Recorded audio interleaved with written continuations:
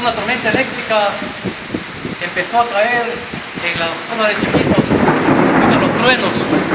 Hay quienes dicen que es una bendición porque esto está apagando los incendios que hay en la zona. Nos encontramos en Roboré, justamente en la torre de control del aeropuerto.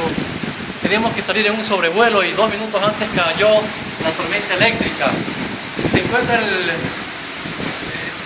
autoridades del ejército a nivel nacional, como por ejemplo tenemos al general Fernando Ceballos, comandante general del ejército, enviado por el presidente de la República para que le pueda hacer un reporte de lo que está pasando. Por ahora, una lluvia fuerte, tormentosa, una tormenta que es percibida como una bendición. Reportando el equipo del diario El Deber para la web digital.